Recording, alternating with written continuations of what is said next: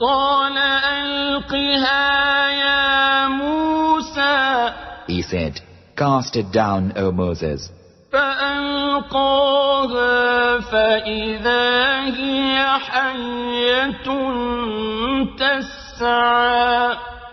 So he cast it down, and lo, it was a serpent gliding. قال خذها ولا تخف سنعيدها سيرتها الأولى. He said, "Grasp it and fear not.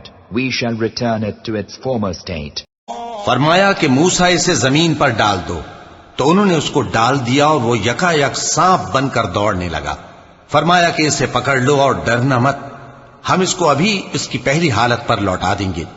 موسیٰ علیہ السلام کو لکڑی کا لکڑی ہونا جتا کر انہیں بخوبی بیدار اور ہوشیار کر کے حکم ملا کہ اسے زمین پر ڈال دیجیے۔ زمین پر پڑتے ہی وہ ایک زبردست اژدہے کی صورت میں پھن پھناتی ہوئی لگی، ادھر ادھر چلنے پھرنے بلکہ دوڑنے بھاگنے لگی۔ ایسا خوفناک اژدہا اس سے پہلے کسی نے دیکھا ہی نہ تھا۔ اس اژدہے کی تو یہ حالت تھی کہ ایک درخت سامنے آ گیا تو اسے ہضم کر گیا، ایک چٹان پتھر کے راستے میں آ گئی تو اس کا لقمہ بنا گیا۔ یہ حال دیکھتے ہی موسیٰ علیہ السلام الٹے پاؤں بھاگے۔ آواز دی گئی کہ موسیٰ پکڑ لیجئے، لیکن ہمت نہ پڑی۔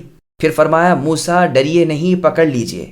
پھر بھی جھجک باقی رہی۔ تیسری مرتبہ فرمایا آپ ہمارے امن میں ہیں، اب ہاتھ بڑھا کر پکڑ لیا۔ کہتے ہیں فرمان الہی کے ساتھ ہی آپ نے لکڑی زمین پر ڈال دی، پھر ادھر ادھر آپ کی نگاہیں ہو گئیں۔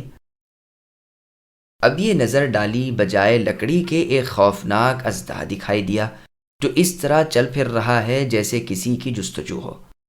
گابھن اونٹنی جیسے بڑے بڑے پتھروں کو آسمان سے باتیں کرتے ہوئے اونچے اونچے درختوں کو ایک لقمے میں ہی پیٹ میں پہنچا رہا ہے۔ آنکھیں انگاروں کی طرح چمک رہی ہیں۔ اس ہیبت ناک خون خوار اژدہے کو دیکھ کر موسیٰ علیہ السلام سہم گئے اور پیٹ موڑ کر زور سے بھاگے۔ پھر اللہ تعالیٰ کی ہم کلامی یاد آ گئی تو شرما کر ٹھہر گئے۔ وہیں آواز آئی کہ موسیٰ لوٹ کر وہیں آ جائیے جہاں تھے۔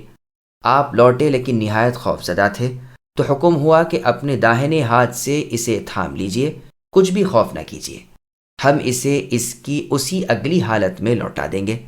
اس وقت موسیٰ علیہ السلام صوف کا کمبل اوڑے ہوئے تھے جسے ایک کانٹے سے اٹکا رکھا تھا۔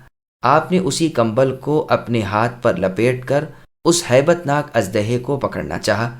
فرشتے نے کہا موسیٰ اگر اللہ تعالیٰ اسے کاٹنے کا حکم دے دیں تو کیا آپ کا یہ کمبل بچا سکتا ہے؟ آپ نے جواب دیا ہرگز نہیں، لیکن یہ حرکت مجھ سے بسبب میرے ضعف کے سرزد ہو گئی، میں ضعیف اور کمزور ہی پیدا کیا گیا ہوں۔ اب دلیری کے ساتھ کمبل ہٹا کر ہاتھ بڑھا کر اس کے سر کو تھام لیا۔ اسی وقت وہ اژدہا پھر لکڑی بن گیا جیسے پہلے تھا۔